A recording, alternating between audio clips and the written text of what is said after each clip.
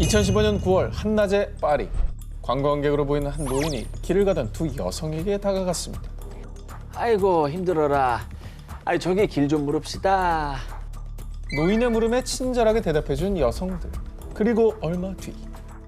지갑 갖고 있지? 당장 내놔. 뭐야? 할머니가 강도였어요? 같은 할머니가? 길 물어보더니 강도예요? 자, 그런데 정말 이상한 건요. 피해자들의 반응이었습니다. 지갑이요? 여기 있어요. 현금이 얼마 없잖아. 계좌 비밀번호 뭐야? 비밀번호 1, 2, 3, 4. 여성들은 이 노인과 일면식이 없는 사이인데도 불구하고 노인의 요구대로 순순히 금품을 주고 계좌 비밀번호를 알려주었습니다. 뭐야? 할머니가 혹시 뭐 주술 같은 걸 걸었어요? 노인은 지도를 가리키며 길을 묻는 척하면서 여성들이 지도를 보려고 집중하는 그때 여성들의 얼굴에 마약 가루를 물어버린 겁니다. 와, 여기다가 가루를 놨다가? 악랄하다, 악랄해. 이거 영화로 만들면 대박이다. 여성들이 흡입한 건 스코폴라민이라 불리는 마약, 일명 악마의 숨결. 이 스코폴라민은 소량만 흡입해도 강력한 환각작용을 유발, 와, 무능력, 무의식, 무저항 상태가 되는데요. 그래서 피해 여성들은 마치 좀비처럼 본인의 의지대로 행동하지 못하고요. 노예라도 된 듯 노인의 요구사항을 그대로 따랐던 겁니다. 자, 그리고 설사 약 기운이 떨어진다고 해도 자신이 무슨 행동을 했는지 아무런 기억도 하지 못한다고 합니다. 완전 범죄에 특화되어 있는 무섭다. 마약이네. 근데 대낮에 파리 번화가에서 일어난 일이래잖아요. 어디 음침한 데도 아니고. 그렇습니다. 어디 뭐 무서워서 어디 가겠어요? 자, 노인을 포함한 3명의 일당은 이 같은 수법으로 최소 20차례 강도짓을 감행. 자, 또 다른 피해자 중 한 명은 무려 11만 2,500달러, 한화 약 1억 5천만 원을 갈취당하기도 했습니다. 이뿐만 아니라 이 마약, 이 스코필라민의 원산지인 콜롬비아에서는 성폭행, 강제 장기 적출 등 매년 최대 5만 건의 스코필라민 관련 범죄가 발생한다고 합니다. 순식간에 사람을 좀비, 노예로 만드는 무서운 마약, 악마의 숨결. 공포 그 자체인 이 마약은 영화 속에서나 일어나는 허구가 아닌 무섭고 끔찍한 현실이었습니다. 2022년 4월 영국 19세 여성 에버 킬링은 친구들과 함께 한 바를 찾았습니다. 그런데 어느 순간 어지럽더니 구토를 했고 걷지도 못했어요. 이상 증세를 호소한 킬링. 친구들의 도움을 받아 겨우 귀가했는데요. 그리고 다음 날 갑자기 팔이 부어올라 병원을 찾은 킬링은 알 수 없는 무언가에 오염된 주사 바늘에 찔린 것을 확인했습니다. 어머, 몰래 또 무슨 약물 주입하고 그런 거 아닙니까? 그러니까 주사 테러 같이. 야, 그럼 뭐 구토가 걷지도 못할 정도면 이거 심각한 뭐 이상한 물질을 넣었나 보죠? 그리고 앞서서 2021년 10월 영국 친구들과 함께 클럽을 찾은 19세 여성 자라 오웬은 갑자기 블랙아웃. 집에 어떻게 왔는지 기억이 나지 않아요. 다리가 아파서 보니까 바늘에 찔린 자국이 있더라고요. 불행 중 다행으로 끔찍한 성범죄에 희생되진 않았지만요. 오웬 역시 정체불명의 주사바늘 테러 피해를 입었습니다. 아니, 범행 수법이 동일하잖아요. 그러니까 뭐 여성들을 노리는 어떤 범죄 같은데. 그런데 이 두 사건은 빙산의 일각에 불과했습니다. 2021년 영국 2달간 주사기 테러 274건 발생. 2022년 프랑스 석 달간 주사기 관련 300건 이상 민원 접수. 이 밖에도 독일, 아일랜드, 스페인 등 유럽 곳곳에서 수백 건의 주사바늘 테러 신고가 접수됐습니다. 이 정도의 어떤 숫자면 한 사람의 소행이 아닌 걸로 보이는데 이게 근데 어떤 목적으로 왜 사람들 저렇게 찌르고 다니는 겁니까? 자, 유럽을 덮친 의문의 주사바늘 테러 사건에 각국에서 수사에 돌입했습니다. 대부분의 피해자가 어지러움, 구토 증상을 보이고 심할 경우 기절까지 했는데 문제는 피해자들을 찌른 범행 도구인 주사바늘은 전혀 발견되지 않았고요. 피해자들의 이상 증상을 유발한 약물의 정체도 확인 불가. 확인 불가래. 뭔지도 몰라. 나도 모르게 누가 찌르고 간다니까 이거 너무 공포스러운데요. 하지만 무엇보다 가장 큰 문제는 수백 명의 피해자가 발생했지만 주사바늘 테러의 배후, 범인에 대한 실마리조차 찾지 못했다는 겁니다. 단순한 장난이 아닐 수도 있다는 생각이 들고 그게 무서운 것 같아요. 도대체 뭘 원하는 건지, 뭐 왜 이러는 건지. 인신매매나 성범죄로도 이어질 수 있는 충분한 개연성이 있거든요. 빨리 잡아야겠는데요. 그렇죠. 유럽을 덮친 의문의 주사바늘 테러는 여전히 계속되고 있는데요. 부디 하루빨리 범인이 잡히고 실체가 밝혀져 더 이상 피해자가 발생하지 않길 바랍니다. 너 그거 구했어? 난 아직. 병원에선 처방을 안 해주더라고. 야, 무슨 걱정이야. 요즘 SNS에서 다 팔아. 같이 사자. 일부 청소년들 사이에 이 약이 엄청난 붐을 일으키고 있습니다. 바로 향정신성 식욕 억제제. 나비처럼 생긴 모양 때문에 일명 나비약이라 불리는 약입니다. 자, 요즘 일부 청소년들의 경우 깡마른 몸매에 대한 병적인 선망을 가지고 있는데요. 다이어트를 위해 무작정 굶다 못해 먹고 토하기를 반복하는 일명 먹토. 또 씹기만 하고 뱉어버리는 일명 씹토에 그치지 않고 인위적으로 식욕을 억제하기 위해 불법적으로 식욕 억제제를 구입해 복용하는 겁니다. 아, 저걸 왜 선호할까? 마른 체형을 선호하면서 뭐 개말라, 뼈말라 뭐 이런 말까지 있다고 하더라고요. 아니, 불법적으로 구입해야 되는 약이면은 함부로 복용하면 절대 안 될 텐데. 이거 큰일인데요. 그렇습니다. 청소년들의 일명 나비약을 은밀히 구해야만 했던 이유. 전문가들에 따르면요. 나비약의 성분은 일명 필로폰이라 불리는 메스암페타민과 유사합니다. 청소년들이 마약에 손을 댄 거나 마찬가지인 겁니다. 이 나비약의 일부 성분이 마약류로 지정됐을 만큼 중독성과 위험성이 심각한 수준입니다. 그래서 의사의 처방이 필수. 만 16세 이하 청소년에겐 처방하지 않고요. 일부 심각한 비만 환자들이 의사의 처방에 따라 단기간에 소량만 복용하는 약입니다. 하지만 살 빼는데 혈안이 된 일부 청소년들은 SNS 등에서 이 나비약을 불법적으로 구매, 남용하고 있는 건데요. 아이고. 결국 나비약 남용으로 인해 중독성, 환각, 환청, 공격성 증가, 자해 시도 등 끔찍한 부작용을 겪는 경우가 비일비재하다고 합니다. 마약류라고 하니 부작용은 당연한 거 아니겠습니까? 그 중독 위험도 있는 거고요. 네. 실제로 지난 6월 경찰은 마약류로 지정된 식욕 억제제를 불법 유통 복용한 혐의로 59명을 입건했는데요. 판매자, 구매자 모두 10대 청소년이 대다수. 그중에는 겨우 13살에 불과한 아이들도 많아 충격을 더했습니다. 청소년들 사이에 불법 성행하는 마약성 식욕 억제제, 나비약. 부디 청소년들이 이 나비약의 위험성을 똑바로 인지하고 더 이상 부작용 또 피해에 시달리지 않도록 범죄 수렁에서 빠져나오길 바랍니다. 자, 혹시라도 방송 보시면서 뭐 관심을 기울였던 분이 있다면 이건 마약이니까 절대로 구매하려는 생각 하지도 마시기 바랍니다. 2022년 8월 16일 미국 텍사스주 휴스턴. 에린 밈스는 생일을 맞아 한 식당에서 남편과 생일 파티를 했는데요. 그리고 부부는 즐거운 마음으로 식당을 나와 주차장으로 향했습니다. 그런데 5분 뒤 밈스는 끔찍한 범죄의 희생자가 됐고 급히 병원으로 이송됐습니다. 5분 만에 범죄를 당했다고요? 5분 만에. 뭐 흔히 말하는 퍽치기 이런 건가요?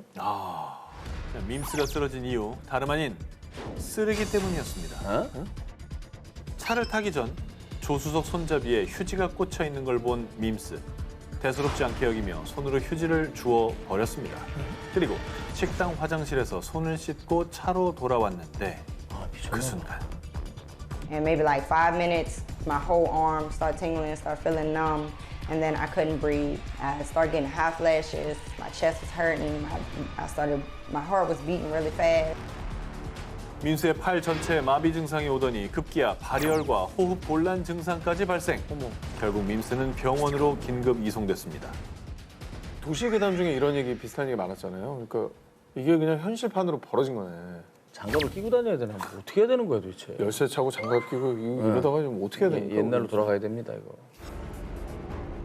밈스가 병원에서 소변, 혈액 검사 등 각종 검사를 실시한 결과 밈스의 증세는 급성 약물 중독. 더 큰 문제는 약물의 정체도 확인되지 않았다는 겁니다. 밈스를 노린 거예요? 아니면 묻지마 테러예요?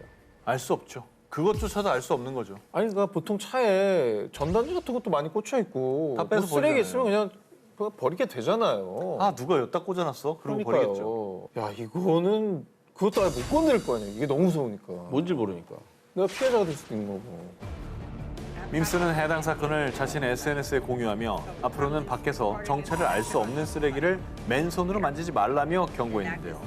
여러분, 앞으로 절대 쓰레기를 보더라도 맨손으로는 만지지 마시기 바랍니다. 2017년 말레이시아의 한 클럽. 40대 여성 헬렌 로가 갑자기 현기증을 호소하더니 쓰러지고 말았는데요. 잠시 후 눈이 뒤집힌 채로 입에 거품을 물더니 급기야 피까지 토하던 그녀. 심지어 자신의 혀를 깨물며 자해를 하기 시작했는데요. 그래. 놀란 친구들이 그녀를 도우려 했지만 헬렌은 친구들을 마구잡이로 물기까지 괴이한 행동을 보였습니다. 그러다 병원에 이송된 헬렌은 결국 혼수 상태에 빠진 지 6일 만에 사망했습니다. 우리가 요즘에 유행했던 드라마 그 좀비들 많이 나오잖아요. 갑자기 막 정체가 바뀌면서 막 사람들 공격하고 막 이런 상황인 거잖아요. 지우학이잖아, 지우학. 그런데 더 충격적인 사실은 당시 말레이시아에서는 헬렌처럼 괴이한 행동을 보이다가 사망한 사람들이 최소 10명 이상, 불과 한 달 사이 10명이 의문사를 당하고 말았습니다. 뭐야? 비슷한 증상으로 사망을 했다니까 뭔가 연관이 있을 것 같아요. 난 코로나 같은 전염병일까 봐 걱정이네. 한순간에 사람들을 죽음으로 몰고 간 것의 정체는 바로 동그랗고 납작한 알약 한가운데에 새겨진 유명 SNS의 좋아요 로고. 어머. 그러니까 헬렌을 포함한 사망자들은 일명 좋아요 알약으로 불리는 신종 마약을 복용한 뒤 비극을 맞이하게 된 겁니다. 이거 환각을 유발하고 말잖아요. 보통 뭐 중독에 빠지긴 하지만. 근데 8명이나 사망에까지 이르게 한 걸로 보면은 저 알약에 뭔가를 또 추가했을 것 같은 느낌이 드는 거죠. 약간 독약 같은 거를 네. 주입을 했다거나. 알려진 바에 따르면 좋아요 알약은 강한 각성 및 환각 효과 등을 일으키는 엑스터시의 한 종류로요. 더 큰 문제는 불법으로 거래되는 만큼 성분과 복용량 등 명백한 제조 기준이 없는 것. 이로 인해 부작용이 더욱 심각하고 급기야 복용자를 죽음으로 내모는 겁니다. 어쨌든 저 알약을 제조한 사람을 뭐 찾거나 뭐 잡거나 그랬습니까? 이 좋아요 신종 마약은 불법으로 암암리에 유통되는 만큼 현재 그 배후나 범인을 밝히는 게 쉽지 않다고 하는데요. 친숙함을 가장한 악의 세계. 지금도 어디선가 유통되고 있을지 모르는 미스터리한 죽음의 신종 마약. 더 이상의 피해는 없어야 할 것입니다. 낭만적인 노천 카페와 역사적인 건축물이 즐비한 거리, 그리고 축구 덕후들에겐 꼭 한 번 가보고 싶은 꿈의 도시입니다. 바로 스페인의 수도 마드리드인데요. 자, 그런데 이 정열 가득한 도시 마드리드가요, 절도와 또 강도가 판을 친다는데요. 자, 뒤에서 수면제나 마취제를 묻힌 가재 수건으로 입과 코를 막아 잠들게 한 뒤 현금을 빼앗아 가기도 하고요. 마취를 해? 특히나 이 무시무시한 절도가 발생을 많이 하는 우범 지역은 마드리드의 중앙역 아토차역 근처 골목에서 자주 일어난다고 합니다. 그러니까 여행객들이 자주 지나다닐 수밖에 없는 그런 거리인 거죠. 또 마드리드에서 내 주머니뿐만 아니라 영혼까지 탈탈 털어가는 곳이 또 있습니다. 마드리드의 대표적인 상업지구인 카야오 지구, 또 푸에르타 델 솔, 일명 솔 광장, 또 꽃보다 알베에서 이순재 선생님이 홀로 찾았던 스페인 광장까지 이렇게 사람이 많은 관광지에서 일명 들치기라고 해서요. 들치기? 예, 한 명의 관광객들에게 말을 걸고 그때 다른 공범이 가방 훔쳐 도망가는 범죄가 자주 성행을 한다고 합니다. 그리고 이렇게 관광지 주요 스팟마다 철저히 주의를 기울였음에도 혹시나 강도들에게 탈탈 털렸다면 보통 마드리드에 위치한 대사관에 도움을 청하거나 현지 경찰에 신고를 하실 텐데 이때 스페인어 못하시는 분들을 위한 꿀팁을 알려드리겠습니다. 자, 마드리드의 일부 경찰서에는 스페인어와 한국어가 함께 표시된 분실, 범죄 피해 신고서가 비치돼 있다고 하니까 담당 경찰관에게 달라고 요청을 하시면 됩니다.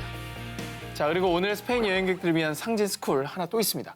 강도를 당한 뒤 현장에서 바로 도움을 요청할 땐 소코로, 라드론 이렇게 외치시길 바랍니다. 뜻은 스페인어로 소코로는 도와주세요, help me. 자, 라드로는 도둑이라는 뜻입니다. 도와주세요. 도둑이에요. 이 정도 되겠네요. 함께 한번 외쳐볼까요? 그래요? 소코로, 소코로, 라드론. 네, 소코로, 라드론.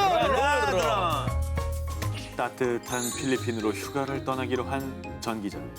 마닐라의 니노이 아키노 국제공항에 도착해 휴가 기분을 만끽하려는데요. 그 순간 무장한 경찰이 전 기자를 둘러쌉니다. 스탑! 당신 가방에 폭발물이 들어있다는 신고를 받았다. 그게 무슨 소리입니까? 난 그냥 베케이션을 즐기러 왔다고요. 필리핀 경찰은 이 항의를 무시하고 전 기자의 가방을 여는데요. 그런데 놀랍게도 전 기자의 가방에서 발견된 총알!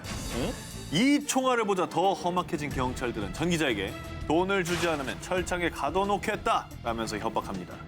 자, 전 기자는 공항에 도착한 순간 필리핀에서 가장 조심해야 할 셋업 범죄에 당하고 만 겁니다.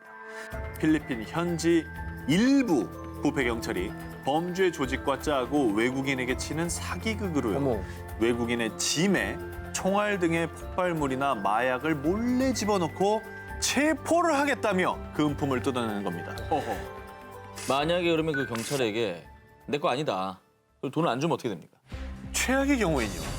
여권을 뺏기고 감옥에 갇힌 뒤에 몇백만 원에 달하는 보상금 협박을 받을 수 있습니다. 사실 뭐 대책이 많아 보이진 않아요. 현지 경찰이 껴 있으니까. 예, 이거 어떻게 해야 셋업 범죄를 미리 좀 방지를 할 수가 있는 겁니까? 그렇죠. 이걸 알아야 됩니다. 그래서 먼저 니노이 아키노 국제공항을 거칠 때는 미리 캐리어를 랩으로 감싸거나 테이프로 칭칭 감싸서 뭔가 넣을 만한 틈을 아예 틀어막는 게 좋습니다. 그런데도 만약에 내 집에서 총알이 발견되고 경찰이 나를 에워싼다면 가장 먼저 해야 할 것은 필리핀 정부에서 운영하는 공공변호사 사무실에 연락해서 도움을 요청하는 겁니다. 네. 로밍폰으로 전화할 경우에는 국가번호 63번을 꼭 누르시고요. 아래 나가는 번호로 연락하시면 되겠습니다. 이때 총알 심기라는 뜻의 타닌발라 혹은 라그라그 발라에 당했다라고 말씀하시면 됩니다. 그리고 또 중요한 거는 절대로 반드시 이 발견된 총알에 손대면 안 됩니다. 지문 남으니까. 그렇죠. 만약에 총알에서 여러분의 지문이 발견되지 않는다면 지금까지 발생한 모든 상황은 필리핀 공항 관계자의 책임이 되기 때문입니다. 뿐만 아니라 이 사건으로 여러분이 겪은 불편함이나 공항에 억류되면서 생긴 시간적 손실, 심지어 비행기를 놓쳤다면 그 보상까지 청구할 수 있다고 합니다. 아, 전혀 몰랐던 내용이에요. 낯선 사람이 뭐 사준다고 해도 절대 따라가면 안 돼! 라는 말은 뭐 어릴 적에 귀에 딱지가 않도록 들으셨잖아요. 그때의 기억을 살리셔서 자동 반사 모드로 낯선 사람이 뭐 준다고 해도 절대 남의 짐 대신 들어주면 안 돼! 남이 맡긴 가방 속에 마약이 들어있어가지고요.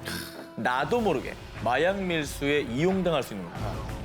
그러다가 현지 공항에서 발각되면 즉시 체포될 수가 있습니다. 게다가 대부분의 국가에서 전 몰랐어요 라는 말은 통하지가 않기 때문입니다. 그러니 이 상황에서 예방법은 단 하나뿐이죠. 바로 처음부터 매몰차게 거절하는 겁니다. 그래서 오늘 제가 이 작은 행위가 어떤 불행과 범죄를 초래했는지 다양한 사례를 준비해봤습니다. 첫 번째, 지인이 짐 운반을 부탁하는 경우입니다. 2004년 평범한 주부였던 장미정 씨는 남편의 지인에게서 사례금 400만 원을 줄 테니 프랑스로 금광 원석을 갖다 달라라는 부탁을 받습니다.